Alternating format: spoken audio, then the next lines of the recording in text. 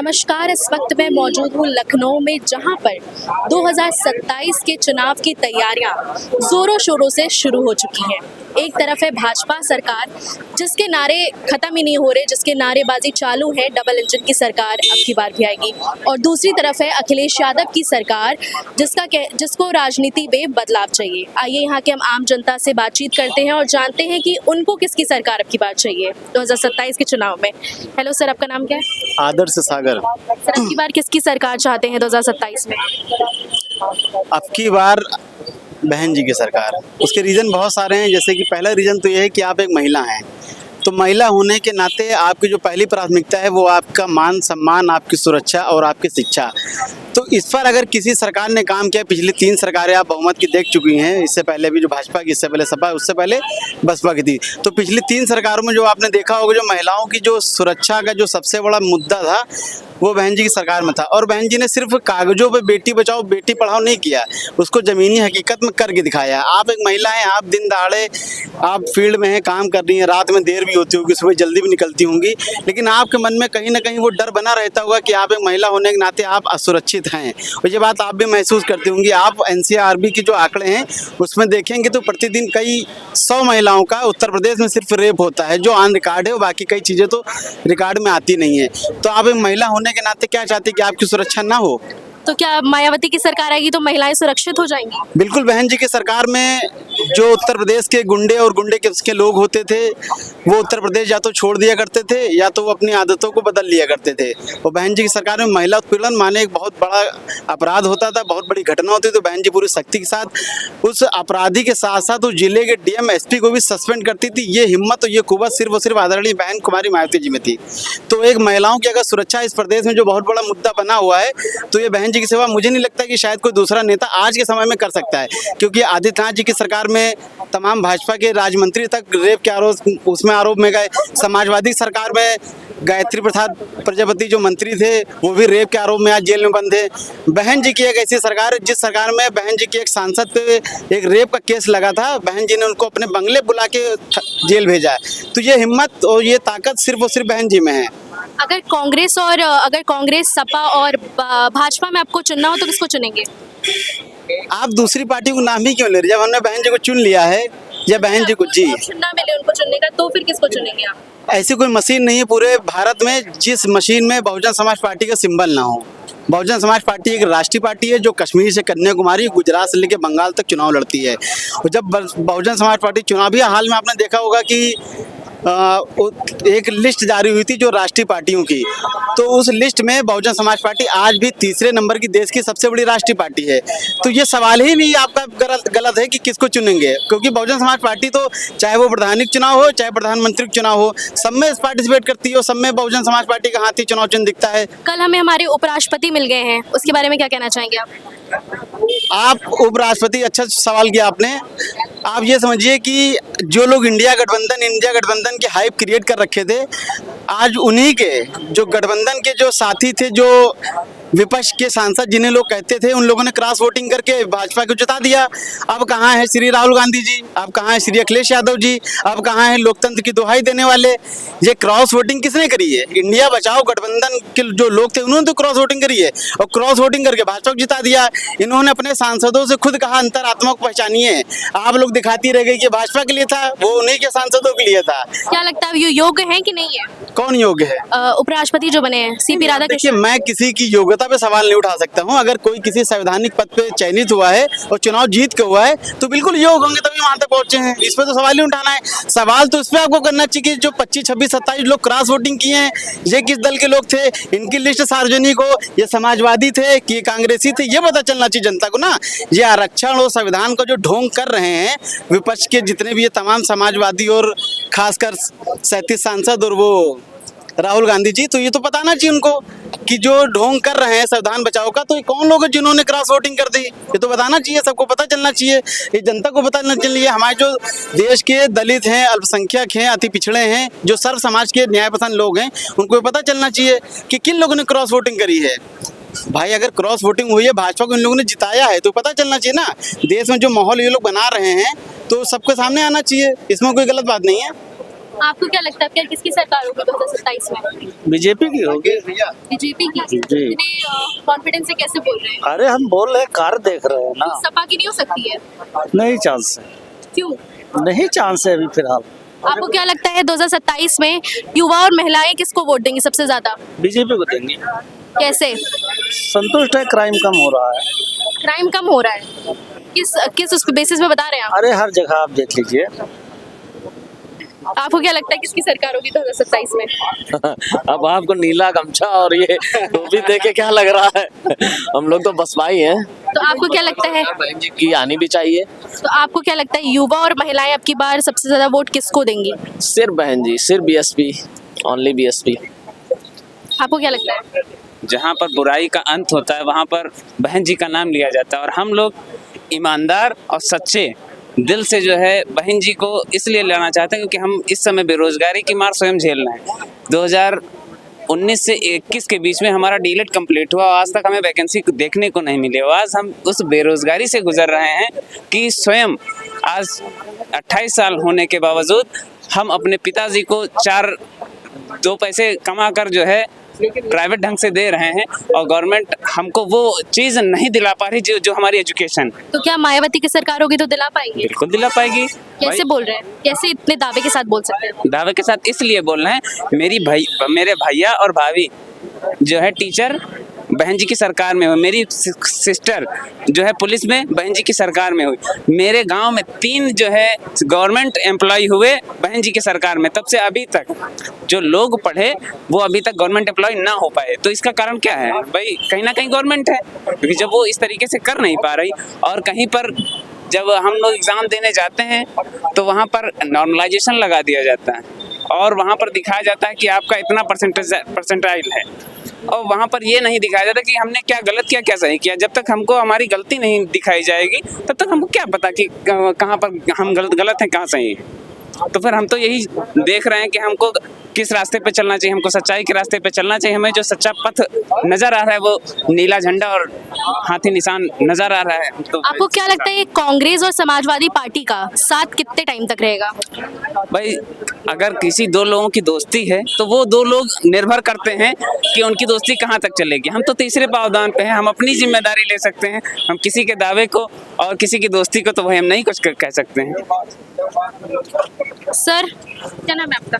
मेरा नाम Sanjeev Dwivedi, advocate, high court Lucknow से। अब की बार किसकी सरकार को देखना चाहते हैं 2027 के चुनाव में? आपका प्रश्न क्या है? सरकार तो जनता देखेगी, हम लोग उस सरकार को देख कौन सरकार ला रहा है। आप क्या कहना चाहती है मुझे प्रश्न वो करें। सरकार तो जनता जिसको चाहती है वो आता है। आप किस जो नीले झंडे की बात कर रही हो? बसपा की बात? बसपा नहीं, कांग्रेस और बीजेपी में किसको देखना चाहते हैं? समाजवादी पार्टी? जिसकी नीति सही होगी, जिसके प्रिंसिपल सही होंगे, उसी को जनता अडॉप्ट करेगी। क्योंकि हमारे यहाँ जो भारत का संविधान है वो नीति पर लिखा गया, डायरेक्टिव प्रिंसिपल्स उसके हैं, ड्यूटीज हैं, फंडामेंटल राइट्स हैं।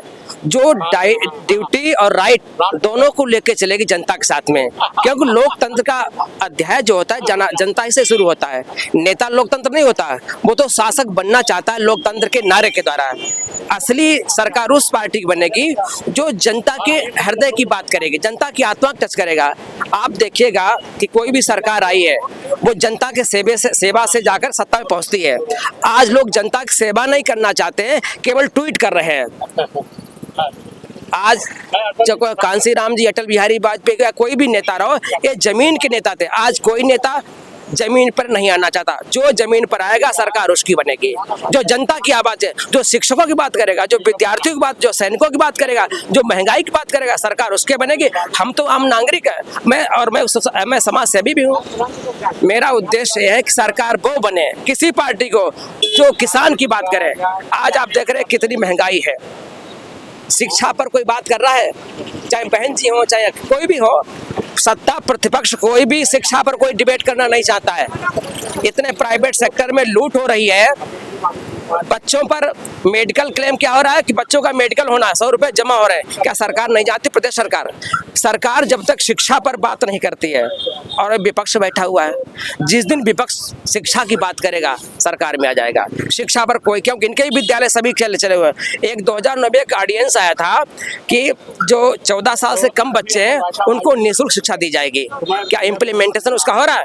जितने MLA MPs हैं सभी के विद्यालय हैं, क्या पालन कर पा रहे हैं? MLA MP कोई भी अपने अपने विद्यालय में जो 25% बच्चे कोई नहीं पढ़ा पा रहा। जब तक शिक्षा की बात नहीं करेंगे तब तक सरकार कोई नहीं आएगी। बीजेपी अपने गोलमाल कर रही है। शिक्षा पर जो भी सरकार आएगी वही शिक्षा पर आएगी भविष्य में, क्योंकि देश की आत्मा शिक्षा है, धर्म दूसरा है। अरे भाई, शिक्षा बीजेपी के पीरियड में कितनी बढ़िया हो, सारे विद्यालय बढ़िया हो गए। आपके नरई में देखिए कंप्यूटर लग गए, पंखे लग गए, देखिए टाइल्स लग गए। जितने पुराने विद्यालय थे उनको मरम्मत हो गई, सुंदरीकरण हो गया। बच्चों की किताब, कॉपी, खाना पीना सभी तो मिल रहा है। इनकी जब से 8 साल से सरकार आई है तो शिक्षा तो अच्छी हो रही है। अब सुधार तो कर रहे हैं। अभी शिक्षा मित्रों को भी पैसा बढ़ा दिया। ऑर्डिनेंस 2009 में आया था कि प्रत्येक प्राइवेट सेक्टर में 25% बच्चे 6 साल से लेकर 15 साल तक के फ्री निःशुल्क शिक्षा पढ़ेंगे। किसी और उसका जो 25% बजट जो होगा वो स्टेट गवर्नमेंट उसको अफोर्ड करेगी। कहीं कुछ नहीं हो रहा। जितने MLA MP हैं कैसे नहीं हो रहा? हम आपको बता रहे, आप लोग अपने बच्चों को पढ़ाना नहीं चाह रहे हैं। सरकारी विद्यालय में आप पढ़ाना नहीं चाह रहे। आप चलिए मैं चल रहा हूँ, कमियां निकाल रहे। आप चलिए, सरकारी विद्यालय इतने अच्छे हो गए। सुनिए, मैं सरकारी विद्यालय अच्छे हो गए, टीवी लग गई और सारी सुविधाएं अच्छी हो गई। आपके पास पैसा अधिक है, इसलिए आप सरकारी विद्यालय में पढ़ाना नहीं पसंद करते। मैं क्यों नहीं भाई? शिक्षित, अरे सब कर्मचारियों को तनख्वाह दे रहे, सारी व्यवस्था सरकार कर रही है। अब आप नहीं जा रहे तो आपको सरकार पकड़ के जबरदस्ती नहीं ले जाएगी। प्राइवेट सेक्टर में अब क्या कार्य हो रहा है बताइए हमको। प्राइवेट सेक्टर में 25% जो बच्चे कितने स्कूल पढ़ाते हैं? क्या सरकार कितना बजट है?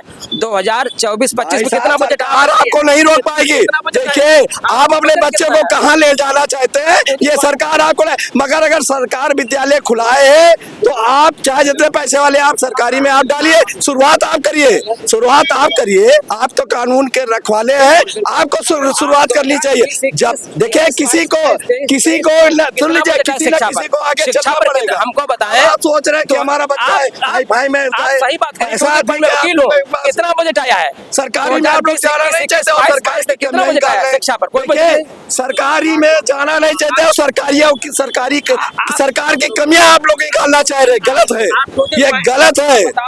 ये सरकार की बदनामी आप लोग कर रहे हैं। सरकार ने खराब कर रहे हैं। कितना बजट सरकार ने 2020, 21, 22, कितना बजट आया आप बताइए? करिए, हमारे साथ सर्वे करिए। वजीफा मिल रहा, कापी किताब मिल रहा, ड्रेस मिल रही, मोजा मिल रहा, खाना मिल रहा, केला मिल रहा, फल मिल रहा, क्या नहीं मिल रहा? फिर भी आप अपने बच्चे को पढ़ाना नहीं चाहते। आप सोचते हैं कि बढ़िया जो है प्राइवेट में हम पढ़ाना। आप शुरुआत तो कब से करिए भाई। सरकार तो विद्यालय बनाए हुए, सारी सुविधाएं दे रहे, आप जाना नहीं चाह रहे और फिर सरकार की आप कमियां निकाल रहे हैं। ये गलत बात है। सरकार की कमियां नहीं निकालिए, पहले आप अपने में कमियां निकालिए कि आप अपने बच्चे को सरकारी में पढ़ाइए। प्राइवेट सेक्टर जो डे बाय डे इम्प्रूव हो रहे हैं, 25% जितना बजट है। आप बताएं, कोई अच्छा प्रवक्ता हो बीजेपी का सरकार को हमसे बात करें कि प्रति ईयर्स में कितना बजट सरकार ने प्राइवेट सेक्टर में 25% के लिए डिस्पर्स किया? कितना? आपको क्या लगता है कि किसका वोट बैंक मजबूत है, ओबीसी या दलित का? ऐसा कि जो नेता है ये दलित की बात करते हैं, ओबीसी की बात करते हैं। ये बताओ, ओबीसी के शब्द का उसका जन्म कब हुआ भारत में? ये देश के नेताओं की तोड़क राजनीति है कि ओबीसी दलित है क्या? दलित शब्द 1800 समथिंग में आया था, दलित पैंतरक पार्टी में थी बॉम्बे महाराष्ट्र में। ठीक है, दलित शब्द डिस्प्रेस होता है। डिस्प्रेस किसका होता है? इस पर आप आइएगा। ये दलित और ओबीसी ये केवल राजनीति की जा रही है। हर व्यक्ति दलित, हर व्यक्ति ओबीसी है। जो पिछड़ा शिक्षा से, वो चाहे ब्राह्मण हो, क्षत्रिय कोई भी हो, वो बैकवर्ड है। जो दलित वो जिसका शोषण हो रहा है। वर्तमान परिवेश में किसी का शोषण नहीं हो रहा। अगर आप कर्मयोगी हैं तो आप पंचर जोड़ करके आप अपना महल खड़ा कर लेंगे, और अगर आप अकर्मण्य हो, कर्म नहीं करोगे तो आपकी महल भी बिक जाएगा। बड़े बड़े राजस्थान देखिए महल चले गए राजशाही। तो कर्मण्यवाधिकारस्ते मां फलेषु कदाचन। जब तक बुद्ध ने कहा है अप दीपो भव, कहा नहीं कहा अपना दीपक स्वयं जलो। अम्बेडकर के समय में कितना आरक्षण था, कहाँ पहुंचे? लाल बहादुर जिसको संघर्ष स्ट्रगलिंग पर्सनालिटी होता है वो कहीं भी जा सकता है। आप भी क्या शुरुआत से एलिकेट है नहीं, आपने संघर्ष किया, आज आप बीसों की आवाज बन के आ रही हैं, आप लोकतंत्र की आवाज बनी, आप संसद की संविधान की आवाज बनकर खड़ी हो गई देश में। लेकिन जो स्वयं संघर्ष करता है वो आगे चढ़ता है। केवल नेता ओबीसी दलित करते हैं। जरा पूछिएगा जो ओबीसी का लीडर है क्या वो अपने दूसरे बच्चों को मुख्यमंत्री बनाएगा? या दलित है, अगर दलित आईएएस होगा का आरक्षण छोड़ करके किसी बच्चे को आरक्षण देगा? केवल पॉलिटिकली गेम हो रहे हैं। देश की जनता से कोई मिलना नहीं चाहता, काम नहीं करना चाहता। और वास्तविक में जनता भी बेचारी ऐसी है कि वो तो विदुर नीति है, कहीं इधर जा रही कहीं उधर जा रही। जब तक देश को सच्चा नेता नहीं मिला, अटल बिहारी वाजपेयी जी है, कांसी राम जी है, डॉक्टर लोहिया की विचारधारा नहीं है, अटल जी की विचारधारा नहीं है, और किसी की विचारधारा नहीं रही है, केवल नेताओं की विचारधारा चल रही। दलित ओबीसी का राष्ट्रवादी सोच रखिए, मानवतावादी सोच रखिए। जब तक राष्ट्र है तभी तक सब कुछ है, न तो दलित रहेगा न ओबीसी रहेगा। अगर राष्ट्र रहेगा सब कुछ रहेगा। तो जैसा कि आपने देखा, किसी को बसपा की सरकार चाहिए तो किसी को सपा की चाहिए और किसी को भाजपा की चाहिए। अब देखना ये दिलचस्प होगा कि 2027 में सियासत में क्या कुछ नया बदलाव होता है। कैमरामैन वीरेंद्र के साथ मैं जया, TS न्यूज़ लखनऊ।